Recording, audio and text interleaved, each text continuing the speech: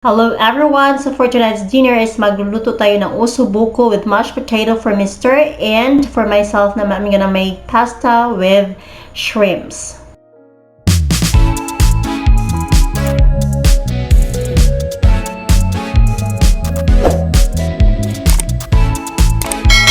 Alright, so to start is maglalagay tayo ng butter sa ating skillet or sa ating pan. And then, we're just going to sear our meat. This is a beef shank. So, let's just fry this one until mag-brown yung kulay niya. So, once mag-brown na yung other side, then we're just gonna flip it or turn it over.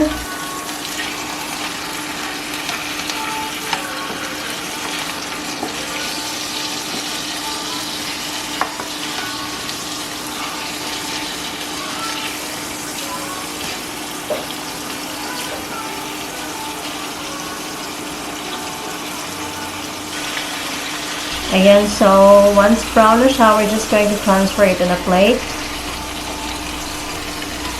and set it aside. And then on the same pan, we're just gonna add the onions and then saute it until it's translucent, maging soft na siya. And then add garlic and saute until fragrant. Add carrots.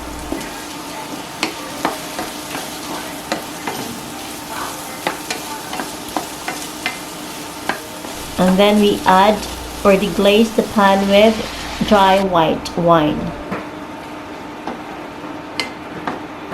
And then we add our beef broth or beef stock. Then diced tomatoes. Add some salt and pepper.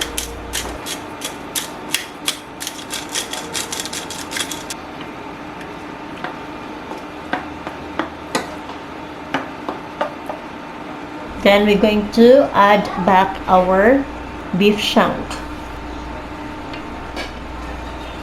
And then i-lower down natin yung heat and then isi-simmer lang natin tong siya for like 2 hours until magiging tender na yung meat natin. Magiging full of the bone na siya. And then every now and then just check it if it's ready, but if it's not, and then medyo mababa na lang yung liquid, konti na lang yung liquid, then just add stock or broth.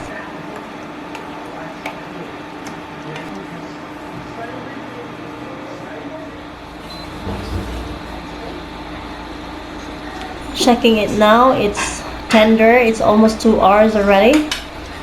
So we're just gonna turn off the heat. And then now we're going to make pasta. I've added boiled water already and then add some asin or salt and olive oil. Just let it completely boil. And then we're gonna add our pasta.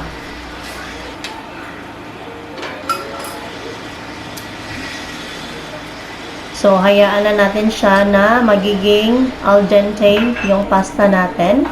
So, meanwhile, I'm going to prepare the sauce for our pasta. So, in the pan, I add olive oil and yellow onions. Just saute it a bit. And then this one, these are the shrimp heads and the shells. And then isaute lang natin siya. Ayan, I'm pushing it. Kasi para lalabas yung nasa head ng shrimps. Kasi andyan yung mga masasarap di ba? And then I'm going to add some water from the pasta.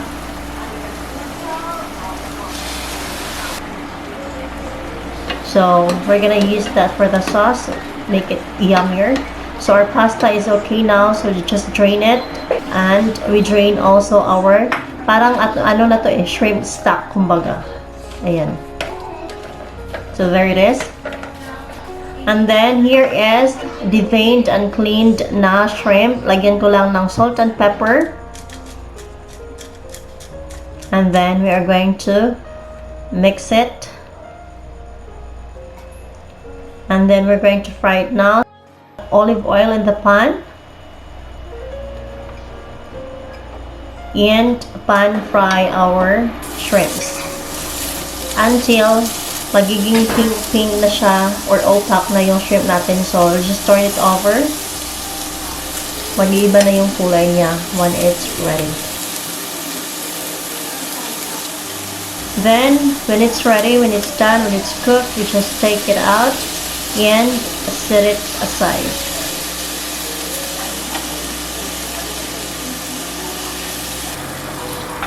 So, in the same pan, we just add a little bit of olive oil and then onions, and I have here frozen garlic. That frozen garlic has got olive oil in it also. And then green olives,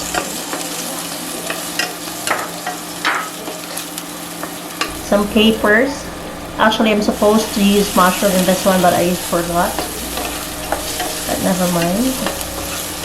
So we just stir it and then deglaze it with white wine. And here is the shrimp stock.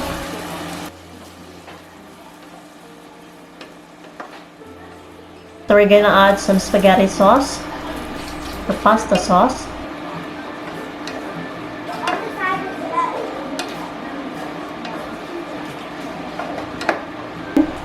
Just let it simmer.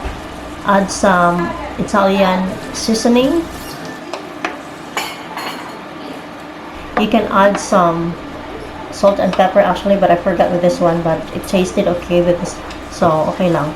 And then we added the spaghetti or the pasta and then just mix it.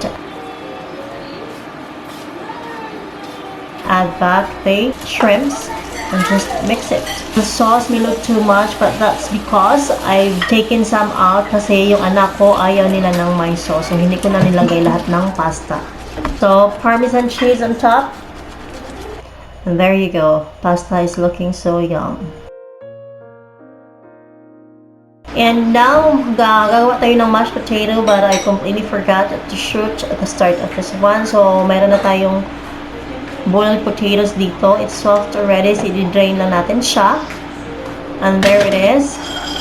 So, we'll add butter while it's still hot para mag-melt yung butter agad-agad. And then we just mash it with fork. If you have a masher, then you can use it also.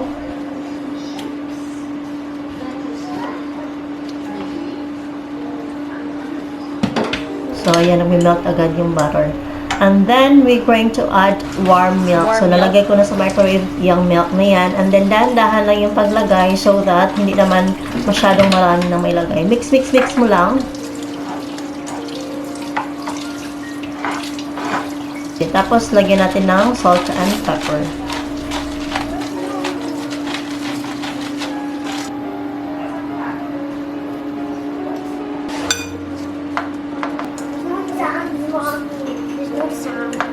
And there you go, our mashed potato.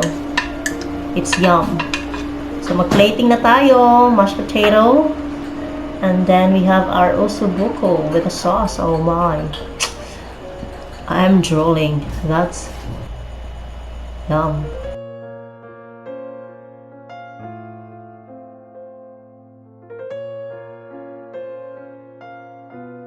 So taste test na tayo. Ayan. Yan, and yung spaghetti is really nice. I loved it. Nakatulong yung shrimp stock natin. And actually, I didn't realize na wala palang salt and pepper yun. But it was okay. Now, it's the Osso bucco. The meat is tender. It falls off the bone. Falls off the bone. See? It's really good. And this one really goes well with mashed potato. Very tender. Yum, yum. Kain tayo, guys. This is good, Mama. This is lovely.